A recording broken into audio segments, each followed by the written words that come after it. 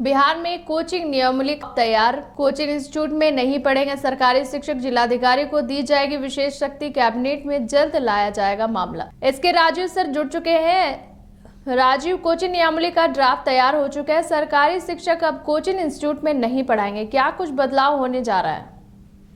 देखिए पल्लवी, दरअसल में के पाठक जब से शिक्षा विभाग की इन्होंने कमान संभाली है, उसके बाद से लगातार वो बिहार में शिक्षा की गुणवत्ता में किस तरीके से सुधार हो और गुणवत्तापूर्ण शिक्षा किस तरीके से बच्चों को मिले, इसको लेकर वो लगातार काम कर रहे हैं। और इसी के तहत शिक्षा विभाग ने बिहार कोचिंग संस्थान नियंत्रण और विनियमन नियमावली 2023 का ड्राफ्ट जारी किया है और इस पर बिहार के आम लोगों से सुझाव मांगे गए हैं कि जो ये ड्राफ्ट तैयार किया गया है, क्या ये वाकई में लोगों के बच्चों के लिए, खास करके जो सरकारी विद्यालय में जो बच्चे पढ़ते हैं उनके लिए ठीक है या नहीं। और एक सप्ताह के बाद जब आम लोगों का सुझाव मिलेगा, उसके बाद इस नियमावली को सरकार जो है वो लागू करेगी।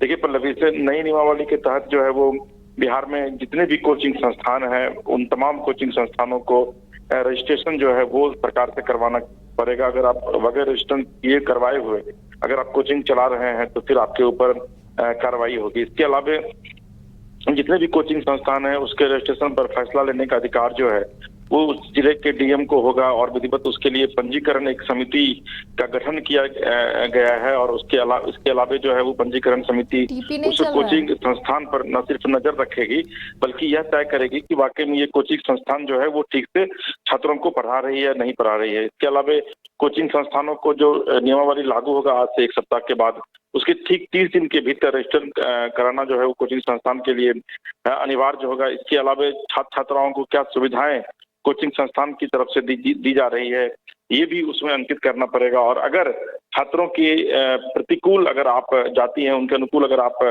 कोचिंग संस्थान जो है वो नहीं अगर रहता है, तो ऐसी स्थिति में डीएम के पास ये फैसला भी होगा कि वो कोचिंग संस्थानों के रजिस्ट्रेशन को रद्द कर सके। एक तरीके से आप यह कह सकती हैं कि अब बिहार में कोचिंग संस्थानों पर नकेल कसने की तैयारी जो है वो विधिवत शिक्षा विभाग की तरफ से कर लिया गया है। जी पल्लवी, के बाद शिक्षा व्यवस्था पर क्या कुछ इम्पैक्ट पड़ सकता है?